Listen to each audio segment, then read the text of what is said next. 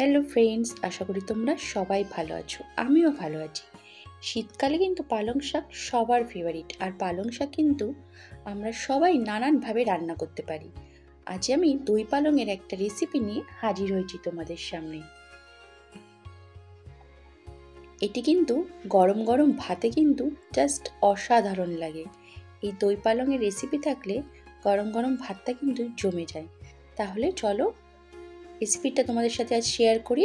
এখানে দেখো কিছুটা পরিমাণে পালং শাক আমি এইভাবে কুচি কুচি করে কেটে নিয়েছি, আর দুটো পেঁয়াজ আমি এখানে কেটে ধুয়ে নিয়েছি, আর কিছুটা পরিমাণে টমেটো কুচি করে নিয়েছি, একটু আদা রসুন নিয়েছি, আর কটা কাঁচা লঙ্কা নিয়ে নিয়েছি। আর এখানে দেখো কাজু আর চালমগজ আমি নিয়ে নিয়েছি। এটার আমি পেস্ট তৈরি করব। একটু কিছুক্ষণ সামান্য পরিমাণে জল দিয়ে ভিজিয়ে রাখবো। দেখো এটার কিন্তু আমি একটা পেস্ট তৈরি করে নিয়েছি। আর এখানে আদা রসুনটা, পেঁয়াজ আর কাঁচা লঙ্কা মিক্সিতে দিয়ে দেবো, দিয়ে এটারও একটা আমি পেস্ট তৈরি করে নেব।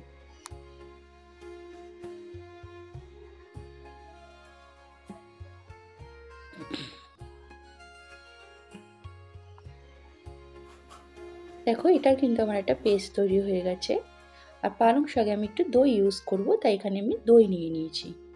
আর ফোড়নের জন্য দেখো কালো জিরে, শুকনো লঙ্কা, গোটা গরম মশলা, তেজপাত নিয়েছি। গোটা গরম মশলা কিন্তু আমি বেশি নিয়েছি, দিইনি। দুটো এলাচ, কিছুটা পরিমাণে লবঙ্গ আর অল্প একটু দারচিনি আমি নিয়ে নিয়েছি।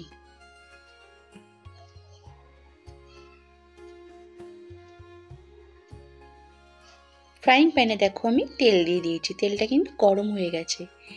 এবার আমি ফোড়নটা দিয়ে দেবো। ফোড়নটা দিয়ে ভালোভাবে একটু নাড়াচাড়া করব। ফোড়ন থেকে একটা সেন্ট বেরাবে, ততক্ষণ আমাকে নাড়াচাড়া করতে হবে।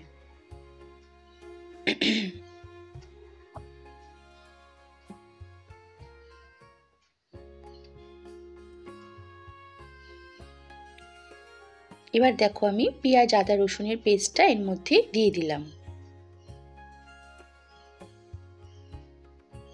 দিয়ে এটাকে ভালোভাবে কিন্তু আমাকে কষাতে হবে কিন্তু।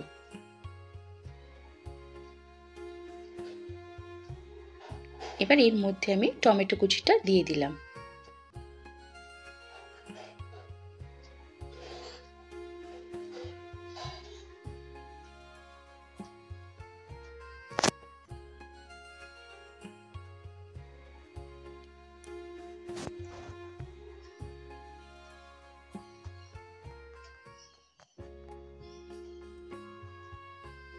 এবার একটুখানি ধনের গুঁড়ো, জিরের গুঁড়ো দিয়ে নিলাম। এবার পরিমাণ মতো হলুদ দিয়ে নেব। একটু কাশ্মীরি মরিচ দিয়ে নিলাম। দিয়ে মশলাটাকে কিন্তু আমি ভালোভাবে কষাতে হবে, যতক্ষণ না মশলা থেকে আমার তেল বের হয়। যখন দেখবে তোমরা মশলা কষাবে, মশলা থেকে তেল ছেড়ে যাবে, তখনই ভাববে মশলাটা আমাদের কষানো হয়ে গেছে।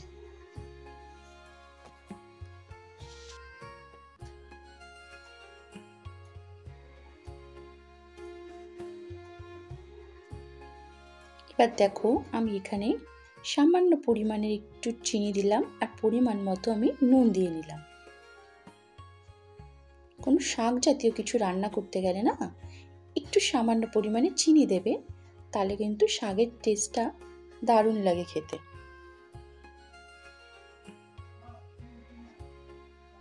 এবার দেখো মশলা থেকে কিন্তু আমার তেল বেরিয়ে গেছে। এবার আমি এর মধ্যে কাজু আর চালমগজ পেস্টটা দিয়ে দিলাম।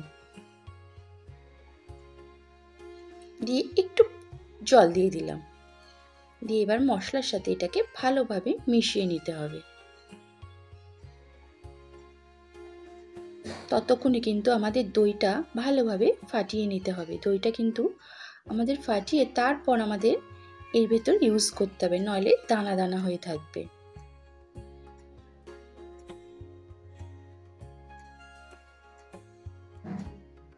এবার দেখো এর মধ্যে আমি দইটা দিয়ে দিলাম।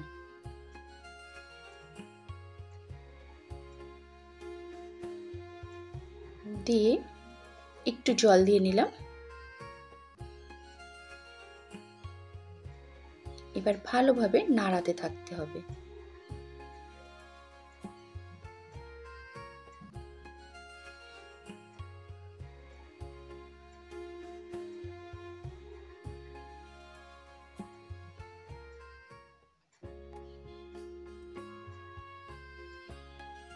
মশলাটা যখন ফুটে আসবে তখন এর ভেতর ওই কেটে রাখা ধোয়া পালং শাকটা ছেড়ে যেতে হবে।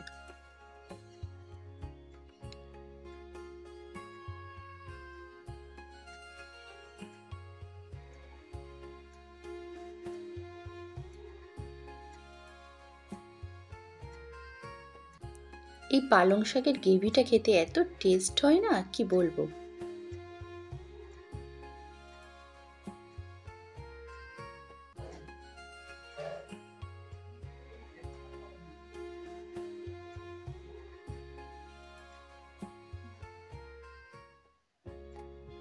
দেখো, এটাকে কিন্তু আমি পালং শাকটাকে গ্রেভির সাথে ভালোভাবে নাড়িয়ে চাড়িয়ে নিলাম।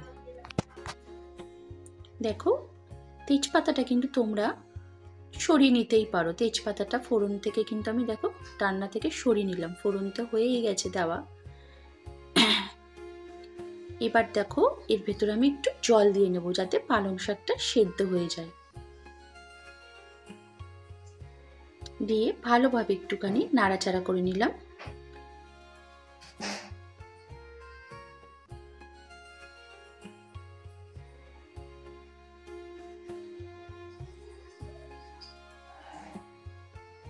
এবার একটু ফোটার জন্য আমি ঢেকে দিলাম।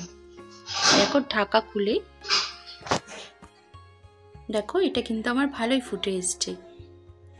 দেখেছো, পালং শাকটা কিন্তু আমার সিদ্ধ হয়ে গেছে।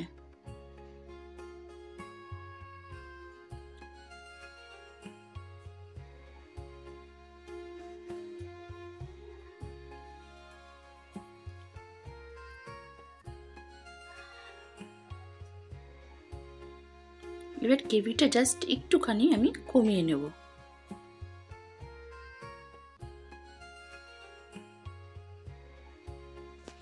একটুখানি গ্রেভিটা কমিয়ে নিলেই আমি নামিয়ে নেব, তাহলে কিন্তু আমার পালং শাক কিন্তু রেডি হয়ে যাবে। এর উপর দিয়ে দেখো নামানোর আগে আমি একটু ভাজা মশলা দিয়ে নিলাম।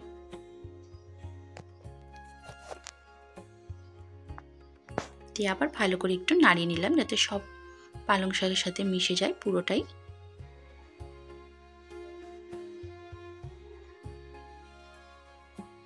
একটু উপর দিয়ে গোলমরিচ দিয়ে দিলাম।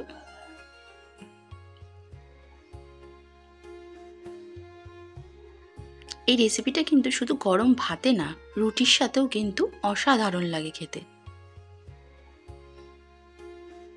আমার কিন্তু এটা হয়েই গেছে, এবার কিন্তু আমি এটা নামিয়ে ফেলবো। তাহলে বন্ধুরা, এই দই পালং রেসিপিটা কেমন লাগলো অবশ্যই কিন্তু কমেন্টস করে জানাবে। আর ভালো লাগলে একটু লাইক ও শেয়ার করে দেবে। আর যারা আমার চ্যানেলটা এখনও সাবস্ক্রাইব করনি অবশ্যই একটু সাবস্ক্রাইব করে দিও। আর এই রেসিপিটা একটু ট্রাই করে দেখো, খেতে কিন্তু অসাধারণ লাগে। গরম গরম ভাত বা রুটি সব কিছুর সাথেই তোমরা এটা খেতে পারবে।